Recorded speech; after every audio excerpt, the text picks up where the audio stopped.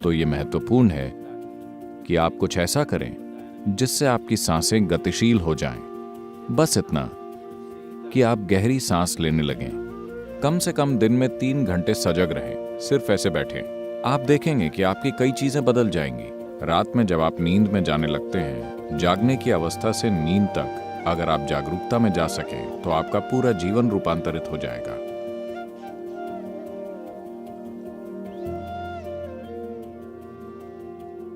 आज लोग सोचते हैं योग का मतलब है सिर के बल खड़े होना या अपने शरीर से कुछ करना। नहीं, योग में होने के लिए अपने शरीर से कुछ भी करना जरूरी नहीं है। अगर आपका शरीर बुरी हालत में है तो हम उसे ठीक करने के लिए काम करेंगे, वरना शरीर के साथ कुछ भी करना जरूरी नहीं है। योग इस बारे में नहीं है। योग का अर्थ है मेल। मेल क्या होता है, इसे देखने के कई तरीके हैं। एक सरल तरीका यह है कि जो सांस आप छोड़ते हैं उसे पेड़ लेते हैं, जो पेड़ छोड़ते हैं उसे आप अंदर लेते हैं। या दूसरे शब्दों में, वास्तव में आपके आधे फेफड़े पेड़ पर लटके हुए हैं। यही सच है। मान लीजिए यहां बैठकर सांसें लेते हुए आप साफ अनुभव करते हैं कि आप और पेड़ लगातार लेन देन कर रहे हैं। अगर इस संपर्क का आपको अनुभव हो, उसके बाद क्या मुझे आपको सिखाना पड़ेगा कि इस पेड़ को नुकसान मत पहुंचाइए, इसे मत काटिए, इसका ध्यान रखिए? क्या आपके लिए जरूरी होगा? जरूरी नहीं होगा, क्योंकि आपने अनुभव के स्तर पर एक निश्चित एकता पाली है। योग का अर्थ है आप अपनी भौतिक सीमाओं से परे अपने जीवन का अनुभव कर रहे हैं, क्योंकि आपकी भौतिकता एक संग्रह है ना? ये ऐसी चीज है जिसे आपने समय के साथ इकट्ठा किया है। कोई चीज इकट्ठा करके आपको लगता है आप वहीं हैं और आप खुद को वहीं सीमित कर लेते हैं। दुनिया में अज्ञान का आधार यही है। अनुभव के स्तर पर इससे परे जाने के लिए कई साधन हैं। इन साधनों को योग अभ्यास कहते हैं। इसके पीछे के विज्ञान को योग कहते हैं।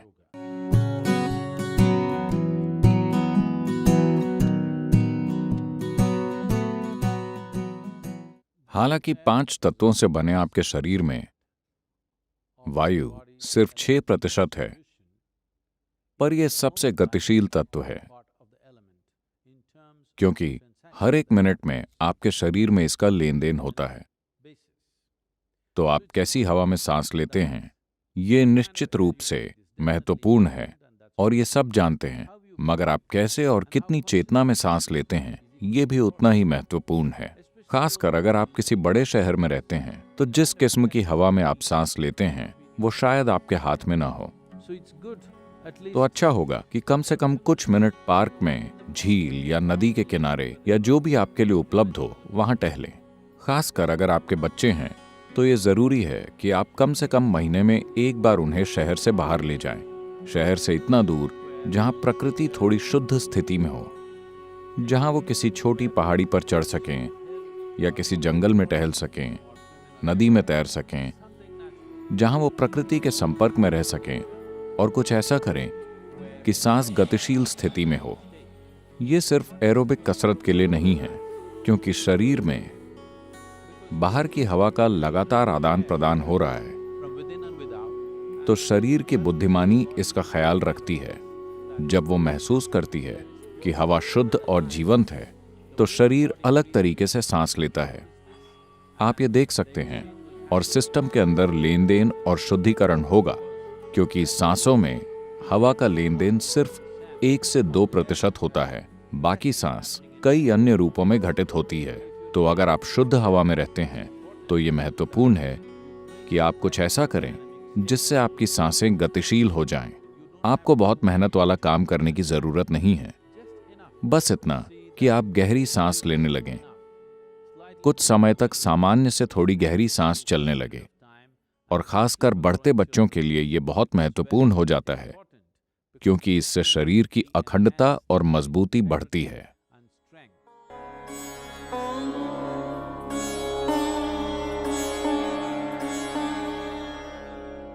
आप सिर्फ अपने मन में, अपने शरीर में, अपनी भावनाओं में या अपनी ऊर्जाओं में योग कर सकते हैं, या बस अपने बैठने और खड़े होने के तरीके से आप योग कर सकते हैं। अपने दफ्तर में जब आप बैठें तो एक निश्चित तरीके से बैठें।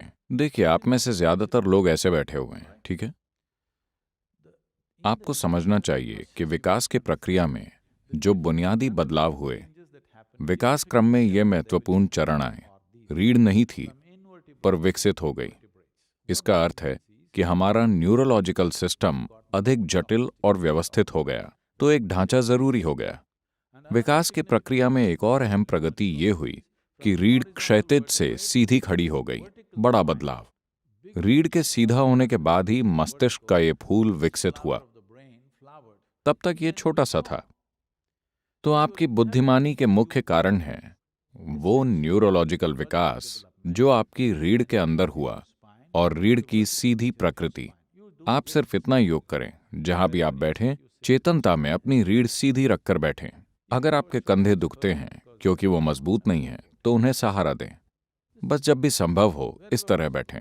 कम से कम दिन में 3 घंटे सजग रहें, सिर्फ ऐसे बैठें।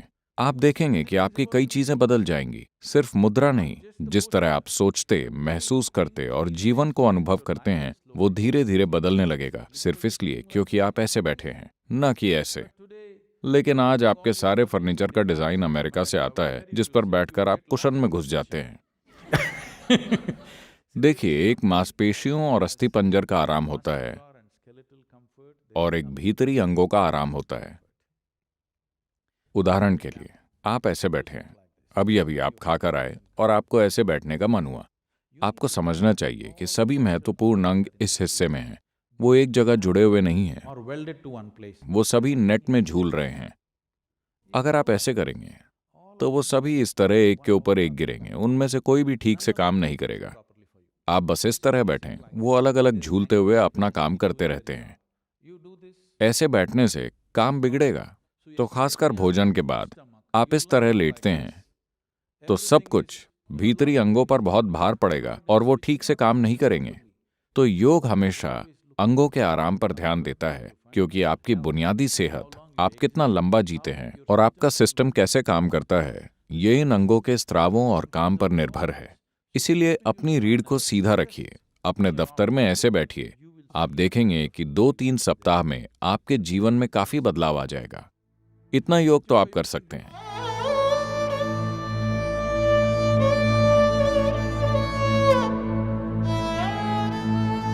जो भी आप देखते, सुनते, सूंघते, चखते और छूते हैं, वो दर्ज होता है। कमजोर याददाश्त का मतलब है बस जरूरत पड़ने पर आप उसे वापस नहीं ला पाते हैं। दर्ज करने में कोई समस्या नहीं है, सब दर्ज हो रहा है, मगर आप जो चाहते हैं उसे चुन नहीं पाते। अगर आप ये चुनना चाहते हैं तो कुछ और आ जाता है। तो ये सिर्फ स्पष्टता का सवाल है, न कि याददाश्त का। याददाश्त का मतलब है कि मान लीजिए हम कहते हैं कि इस फोन में कम मेमोरी है। इसका क्या अर्थ है? इसमें दर्ज करने की क्षमता सीमित है ना? अगर मैं 2 दबाऊं और 5 आ जाए तो इसका क्या अर्थ है? खराब मेमोरी या खराब कीबोर्ड? खराब कीबोर्ड। तो ये खराब कीबोर्ड का प्रश्न है, ये खराब मेमोरी का प्रश्न नहीं है। ये बहुत महत्वपूर्ण है कि आप 2 को 2 कहें, 5 नहीं। ये खराब कीबोर्ड का प्रश्न है। मेमोरी को ठीक करने की कोशिश मत कीजिए, मेमोरी बढ़िया है। आप जो भी देखते हैं वो दर्ज होता है। आप सही नंबर टाइप नहीं कर पाते। समस्या बस यही है ना? So we have to work on clarity. What is it that gives us clarity of mind? तो हमें स्पष्टता पर काम करना है। मन की स्पष्टता किससे मिलती है? पहली चीज है कि अगर हमारी स्पष्टता अपने आप अच्छी नहीं है, तो सरल चीज है चीजों को एक तरह की सटीकता के साथ करना। आप ये सरल अभ्यास कीजिए कि इस क्षण से जब आप खड़े हों, जब आप बैठें, जब आप चलें और जब आप बाहर निकलें, तो आपको बस देखना है यहां कितने खंबे हैं। सबको गिनने की कोशिश मत कीजिए। पहली पंक्ति को अगर आप सिर्फ ऐसे देखें, अच्छा इसमें 5 खंबे हैं, आपको यह पता चलना चाहिए 5 खंबे, एक बर्तन, एक चट्टान, एक बड़ी चट्टान, एक तालाब, 4 और खंबे, एक दरवाजा। कितना ऊंचा? 12 फीट लगता है। Just do this. बस हर चीज के साथ ऐसा करें। यहां से वहां तक कितनी सीढ़ियां हैं? 1, 2 इस तरह न गिने। 3 सीढ़ियां चढ़ने के बाद 3 हो गईं, और 3 और 3 और 3। कुछ दिन बाद 11 या 4 या 5 गिने। बस इसी तरह बिना सोचे धीरे धीरे आपको पता चल जाएगा। लगता है मैंने 12 सीढ़ियां चढ़ ली हैं। आप देखेंगे कि स्पष्टता स्वाभाविक रूप से आ जाएगी।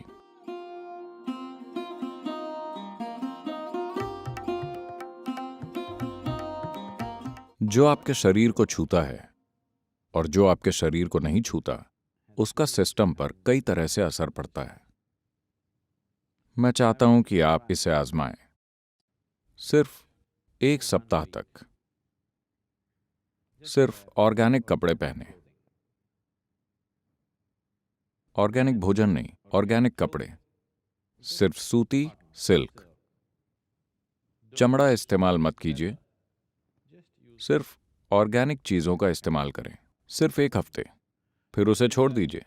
मेरा मतलब है अंदरूनी चीजों से लेकर सब कुछ सूती, सिल्क या ऊनी। 1 सप्ताह बाद हर चीज सिंथेटिक पहनिए। अपने भीतरी वस्त्रों से लेकर सब कुछ सिंथेटिक। आप बस देखिए कि शरीर कैसा महसूस करता है। आप देखेंगे कि शरीर जैसा महसूस करता है, आपका शरीर आराम और सहजता के जिस स्तर पर है, उसमें आप एक बड़ा अंतर देखेंगे, क्योंकि जो चीज शरीर से लिपटी है उसका एक पहलू है। एक और चीज है कि आप जो हैं उसे अभिव्यक्त करने का तरीका भी कुछ पदार्थों से बेहतर या सीमित होता है। So cotton and silk does the best for your system. तो सूती और सिल्क आपके सिस्टम के लिए सबसे अच्छे होते हैं, खासकर अगर वो कच्चा है, इसे किसी तरह उपचारित नहीं किया गया है। इसका एक निश्चित असर होता है।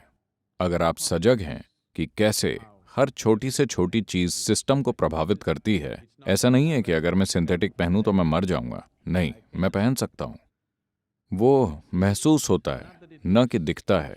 वो मुझे गरिमाहीन महसूस होता है, क्योंकि उसका एक तरह का असर होता है। मैं ध्यान भी कर सकता हूं, मैं वही व्यक्ति रहूंगा अगर मैं ऊपर से नीचे तक सिंथेटिक पहनूं। मैं तब भी वही रहूंगा, मगर थोड़ी मेहनत करनी होगी, थोड़ी कोशिश करनी होगी। अब ये काफी सहजता से होता है। आपको करके देखना चाहिए। You should try.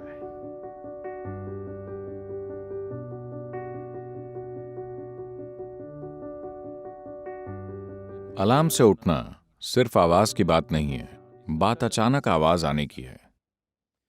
अगर आप गहरी नींद में हैं और अचानक एक ऊंची आवाज आती है, सौभाग्य से अब आप में से अधिकतर लोग अपने सेल फोन या आईपैड वगैरह पर अलार्म लगाते हैं, जिनमें आप आसानी से अपना मनपसंद संगीत लगा सकते हैं। भारत में सुप्रभात होता है। प्रभा का मतलब है भोर या रोशनी। सुप्रभात का अर्थ है,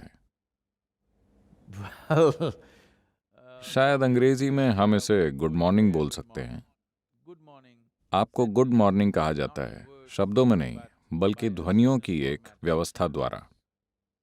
आज सुबह जागने का मतलब है कई तरह से पुनर्जन्म। नींद में आपके लिए दुनिया नहीं होती और अब आप फिर से वापस आते हैं। जब आप वापस आते हैं तो आप कैसे बाहर आते हैं? Will determine many things about the nature of your day. यह आपके दिन के बारे में कई चीजें तय करेगा। आज आपका जीवन किस दिशा में जाएगा, ये इससे तय होगा कि आप किस तरह से बाहर आते हैं। तो मुझे यकीन है कि पिछली पीढ़ियों में ज्यादातर भारतीयों ने इस पर गौर किया होगा। जब वो सुबह उठते थे, उनकी दादियां, माएं हमेशा शिव या शंभो या हर हरि ऐसा कुछ बोलते हुए उठती थीं। मगर इस स्पंदन में सोने का एक तरीका है। तो आप किस तरह की ध्वनियों में जगते हैं, वो कई रूपों में आपके दिन की प्रकृति और आपके जीवन का भविष्य तय करेगा। वो समय जब आप आधे जगे हुए और आधे सोए होते हैं, अगर आप उसके प्रति जागरूक हो सकें। मैंने जागने की अवस्था से नींद के उस बिंदु के बारे में कई बार कहा है। रात में जब आप नींद में जाने लगते हैं, जागने की अवस्था से नींद तक अगर आप जागरूकता में जा सकें तो आपका पूरा जीवन रूपांतरित हो जाएगा। तो लोगों द्वारा सोते समय एक मंत्र जपने की परंपरा है ताकि वो उस बिंदु तक आ सकें, मगर शुरू में आप देखेंगे कि आपको मंत्र जपते हुए नींद आ गई, मगर आपको याद नहीं आता कि आप कब सो गए। इस स्थिति तक आने में थोड़ी जागरूकता लगती है, मगर जागना अधिक आसान प्रक्रिया है। इसका महत्व सोने जैसा नहीं है, मगर जागना अधिक आसान चीज है, क्योंकि जागने की प्रक्रिया एक तरह से चरणों में होती है। वास्तव में शांति में जागना सबसे बेहतरीन चीज है। लेकिन अगर आपको संदेह है कि आप सही समय पर जाग पाएंगे या नहीं, तो कम से कम जागने के लिए सही ध्वनियों का इस्तेमाल करें। न कि ऐसा रिंगटोन जो आपको नींद से झकझोर कर उठा दे, वो धीरे धीरे आपको नींद से बाहर ले आए। ये कई रूपों में दिन और जीवन के लिए भी संदर्भ तय कर देगा। अगर आप कोई वैराग्य मंत्र इस्तेमाल करते हैं जिसे आपने अपने मंत्र के रूप में पहचान लिया है, तो वो आपके जागने के लिए सबसे बेहतर रहेगा।